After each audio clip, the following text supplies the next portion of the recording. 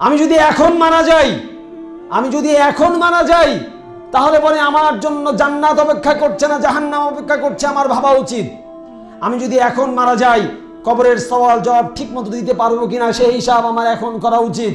কারণ চোখটা বন্ধ হয়ে গেলে, দুনিয়ার শ্বাস বন্ধ হয়ে গেলে আমার আর কিছুই করার থাকবে না। আপনার সন্তান 2 দিন কাঁদবে, 3 দিন কান্না করবে, তারপরে কবরস্থানে গিয়েও একটা বারের জন্য সালাম দিতেও যাবে না।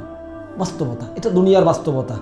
দুনিয়ার মানুষ ব্যস্ত হয়ে পড়ে, এই বাস্তবতাকে আপনি অস্বীকার করতে পারবেন না। তাই প্রিয় ভাইয়েরা আমার, উসি বিনাফসি ওয়া ইয়াকুম, আমি আমাকে সহ আপনাদেরকে নসিহা করছি, আসুন দুনিয়াদারিকে একটু সাইডে রাখেন, আখিরাতমুখী হই, আল্লাহর দিকে একটু ফিরে চলি। এর আগেও আমি এক খুতবায় বলেছি, চলেন আল্লাহর দিকে ফিরে চলি।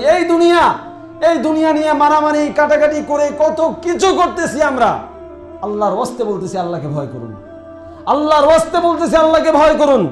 মুখটাকে হেফাজত করুন, হাতটাকে পকেটে ঢুকিয়ে রাখুন, যেভাবেই হোক নিজেকে জান্নাতমুখী করুন।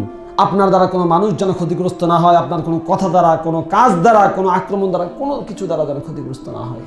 আপনি নিজেই শাস্তির মধ্যে আছেন, আমি নিজেই শাস্তির মধ্যে আছি। প্রতি মুহূর্তে আমাকে শাস্তির ভিতর দিয়ে যেতে হচ্ছে, আমি কিসের জন্য নিশ্চিন্তে আছি? তে আসুন আমরা একটু আল্লাহর দিকে ফিরে আসি, বেশি আমল এর দিকে মনোযোগ দেই, বেশি বেশি করে নফল সলাত, তাহাজ্জুদের সলাত, 5 ওয়াক্ত সলাত তো অবশ্যই পড়বো ইনশাআল্লাহ। এর সাথে সাথে নফল সিয়াম, তাহাজ্জুদের সলাত, বেশি বেশি আল্লাহর সন্তুষ্টির জন্য দান সাদাকা করা, এগুলো আমরা করার চেষ্টা করি। আল্লাহ সুবহানাহু ওয়া তাআলা আশা করা যায় ইনশাআল্লাহ আমাদের এই কাজগুলোকে, আমলগুলোকে কবুল করবেন এবং এর বিনিময়ে আল্লাহ সুবহানাহু ওয়া তাআলা আমাদের গুনাহগুলোকে মাফ করে দিয়ে আমাদেরকে তার তৈরিকৃত জান্নাত দান করবেন। আমিন। আকুলু কাওলি হাদা আস্তাগফিরুল্লাহ লি ওয়া লাকুম ওয়া লিসাইরিল মুসলিমিন ইন্নাহু হুয়াত তাওয়াবুর রহিম।